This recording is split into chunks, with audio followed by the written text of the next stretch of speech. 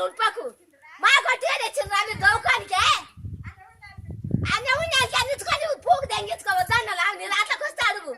నీ దాంట్లోకి వస్తే అడుగు అన్న నా దాంట్లోకి రావద్దు నీ దాంట్లోకి వస్తే అడుగు నా దాంట్లోకి వచ్చినందుకు అంటుంటాం పోమాలే దానికి తొలకరా పోయి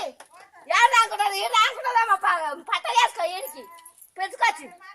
బాగా మాట్లాడుతున్నావు అమ్మ నేను అట్లకి ఏం వస్తలేవు ఒక్క నుడుగు వెళ్తలేవు